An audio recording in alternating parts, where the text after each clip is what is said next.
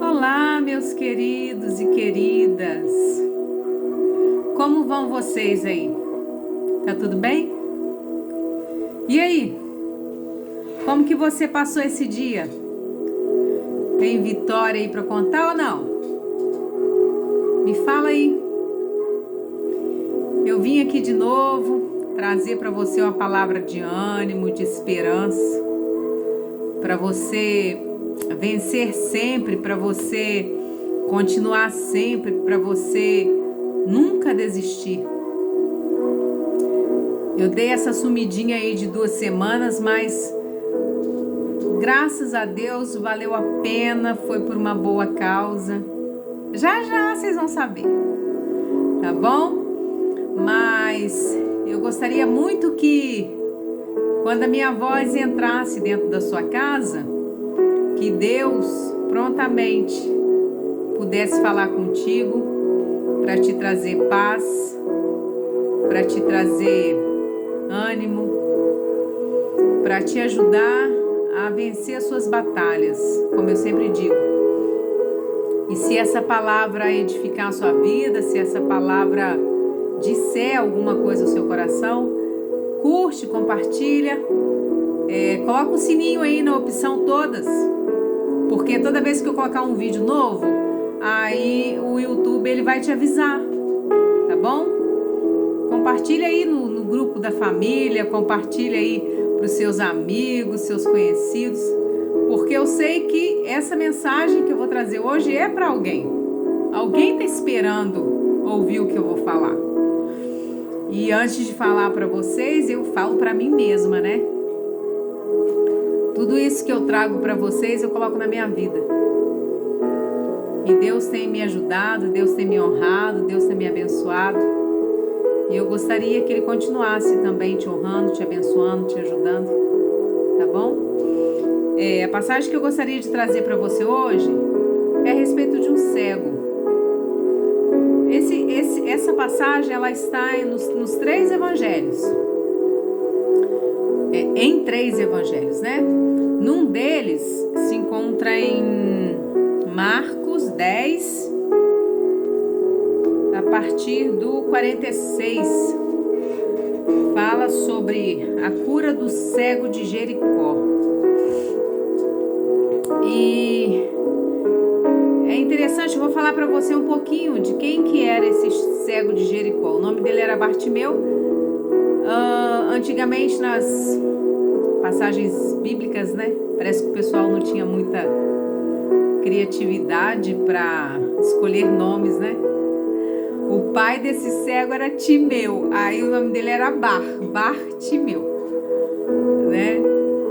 Então assim, não tem nada assim histórico falando assim como que esse cego ele ficou cego ou se ele nasceu cego. Tem várias teorias, mas assim historiadores, né, que falam que na verdade ele era filho de um militar e o militar, tipo assim, sendo pego, né, a paga é que furar os olhos do filho dele, que nesse caso seria o Bartimeu, mas não tem nenhuma base bíblica, isso não se encontra em nenhum lugar aqui para você achar. Então, são só teorias. Por que eu quis trazer para você essa passagem desse livro hoje?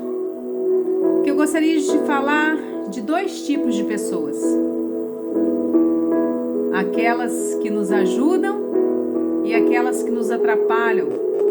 Aquelas que nos incentivam a ir à frente e aquelas que fazem de tudo para a gente regredir, para a gente calar nossa boca, para a gente não se manifestar, para a gente ser rebaixado, enquanto outras pessoas gostam de nos erguer o nosso astral, nos colocar para cima, né? E nos ajudar. Então, essa palavra fala o seguinte, que e foram para Jericó. Quando Jesus saía de Jericó, juntamente com seus discípulos e numerosa multidão, Bartimeu, cego mendigo, filho de Timeu, estava sentado à beira do caminho. Eu estava fazendo uns estudos aqui e eu vi assim que a cidade de Jericó ela era assim como que eu vou te dizer, um centro assim muito luxuoso. Era um lar luxuoso, né? Onde tinha muitos cobradores de impostos. Então, os mendigos gostavam de ir para lá para poder pedir, né, as esmolas. Então, Jesus passando por aquele lugar encontra esse homem. Só que a Bíblia relata aqui que na hora que ele ouviu falar que era o Senhor Jesus quem passava, ele começou a gritar: Jesus, filho de Davi, tem misericórdia de mim, Senhor. E as pessoas repreendiam ele: para de falar, o mestre não vai te ouvir, para com isso. E quanto mais as pessoas falavam para ele parar, ele gritava mais alto. Mas Jesus sabia que aquele cego estava ali. Jesus sabia da história dele, Jesus sabia da vida dele, da trajetória dele. Nada, nenhuma história aqui é coincidência. Ele simplesmente passou lá e o mendigo tinha que ser aquele mendigo, tinha que ser aquele homem, igual tantos outros que foram ajudados, que foram curados, que foram libertos, né? Então, assim, o interessante é que quando Jesus responde e pede para poder levá-lo, né, até ele, aí muitos dos que o repreendiam viram para ele e falam assim: tem de bom ânimo, porque o mestre te chama. E eu fico me questionando: será que aqueles que o repreendiam mesmo, será que aqueles que falavam com ele para calar a boca, para não incomodar o mestre, será que foram as mesmas pessoas que vestiram a carapuça e falaram com ele: tem de bom ânimo, porque o mestre te chama? A Bíblia não fala. A Bíblia não fala. Então, creio que talvez fossem os discípulos, né, que falaram com ele: tem de bom ânimo, o mestre te chama. Então eu fico pensando nessa diferença que há entre as pessoas, sabe? Daquela multidão que oprime, daquela multidão que aperta, e da outra multidão que alivia, que ajuda, que não julga. Daquela multidão, entenda-se, pessoas que favoreçam o caminho, que tira as pedras para que a gente possa passar. Daquela pessoa que nos faz ver a vida, o mundo de outra forma. Tem de bom ânimo. Jesus fala na sua palavra, né? Tem de bom ânimo porque eu venci o mundo, né? Aí eu fico pensando, aquele cego, ele não tinha muita expectativa. Que de expectativa ele teria?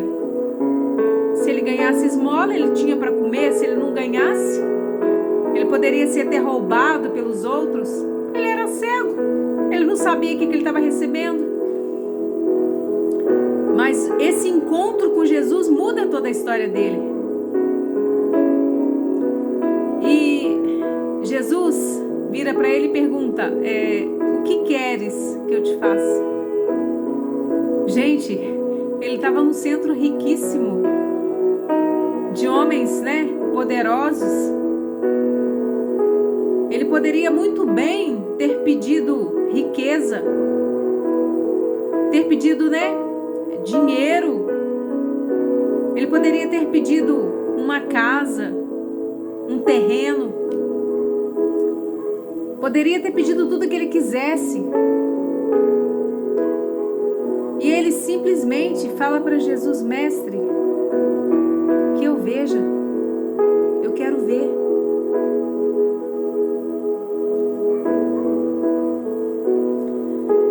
sabe? Eu penso o seguinte: há muitas coisas que no momento da oração, naquele momento de contato que a gente tem com a presença do Senhor, a gente tem que deixar algumas coisas de lado, sabe? Essa passagem aqui, ela nos ensina muito sobre o que é espiritual, o que pedir no espiritual. Porque é bom que a gente tenha casa própria, que tenha carro, que tenha dinheiro, que seja rico, por que não? Quem que gosta de viver na miséria, na pobreza? Mas eu falo assim, aquilo que é prioridade para se pedir numa oração. Se fosse hoje, para quem enxerga, pedisse ao Senhor, Senhor, que eu veja. Ela está pedindo o quê?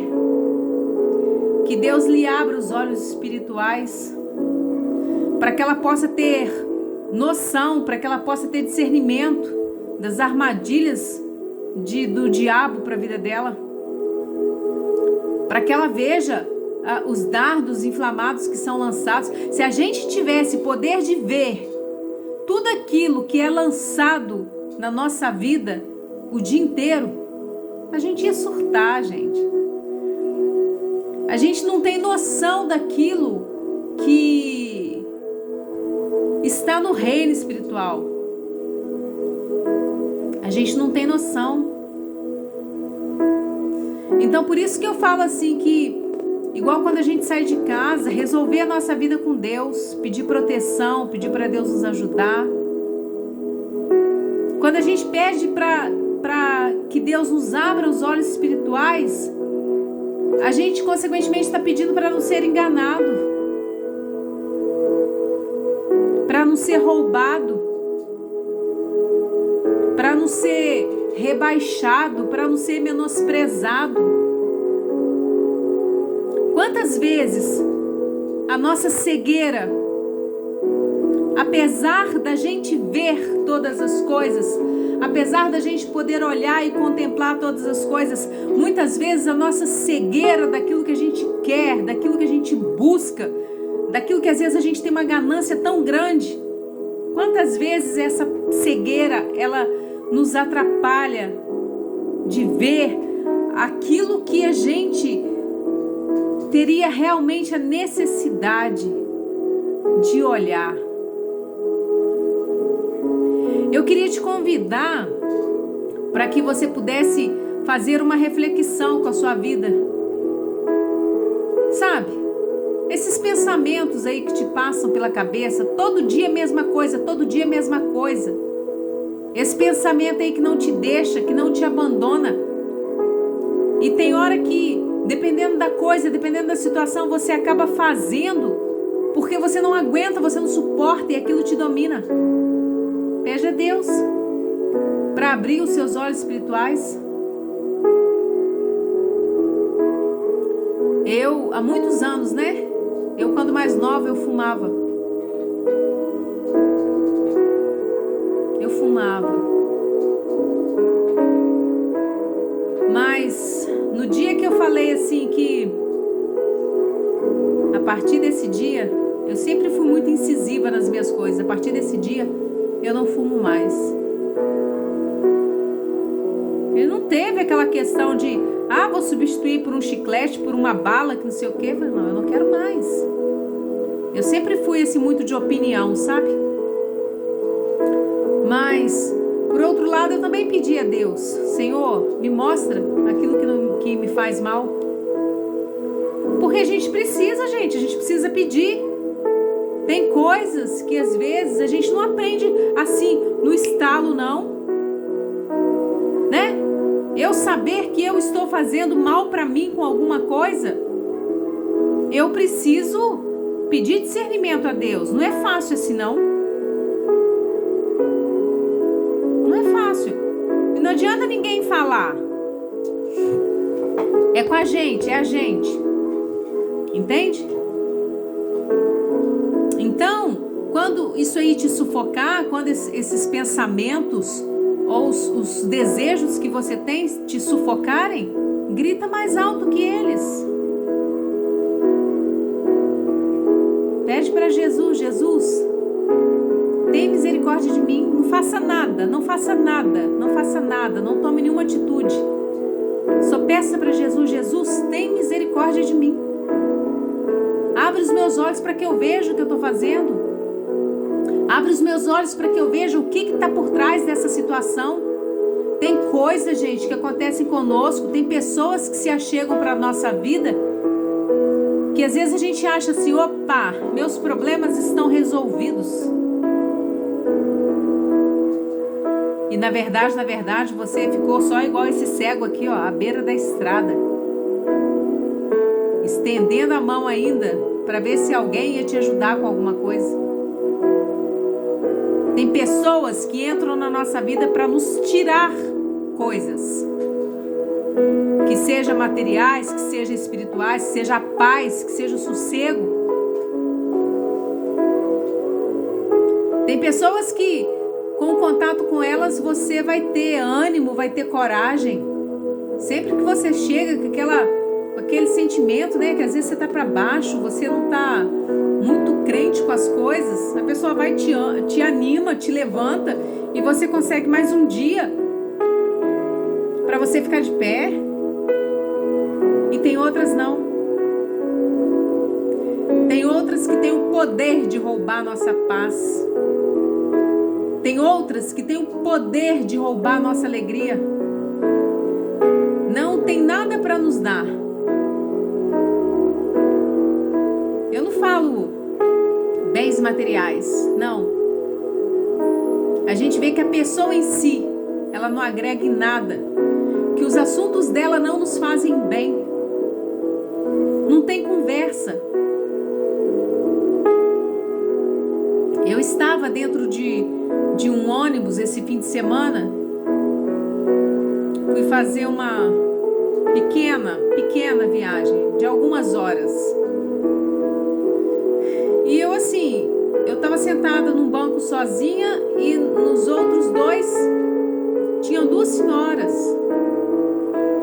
E elas conversavam assim, assuntos aleatórios, e que eu, em menos de 4 horas, fiquei sabendo da vida delas toda. Porque elas contavam. Uma falava, a outra replicava. Uma falava e a outra replicava. Então eu falei assim: Senhor, eu tô sabendo da vida toda da mulher. Porque ela falou, porque eu ouvi. Não foi suposição minha. Tem gente que supõe sobre a vida da gente, né? Fala daquilo que não sabe. Para esses, ó, um beijo meu. Toda a paz e sossego do mundo. Para os meus amigos queridos, um beijo carinhoso que eu amo muito. E para você que está aí me assistindo, que Deus te abençoe. Que você possa refletir nessa palavra. Que você possa pedir a Deus discernimento espiritual. Para que você possa gritar mais do que os seus próprios pensamentos. E que quando você precisar de ajuda, peça. Peça. Independente de alguém te mandar calar a boca. De alguém falar que você possa resolver sozinho os seus problemas. Sabia? Resolve aí os seus problemas. Não foi você que arrumou? Não foi você que fez isso? Não foi você que promoveu aquilo? Se vira. E às vezes, aquilo que a gente está fazendo, ou que a gente fez, foi cegamente tentando acertar. Você sabia? Que tem pessoas que às vezes elas se embrenham por determinado caminho, achando que estão certas. Fazendo coisas, achando que lá na frente elas vão ser favorecidas, sabia? Aí nesse momento eu sempre tento separar a pessoa da situação. Essa semana eu passei por isso. Tentando separar uma pessoa de uma situação, daquilo que ela me fez.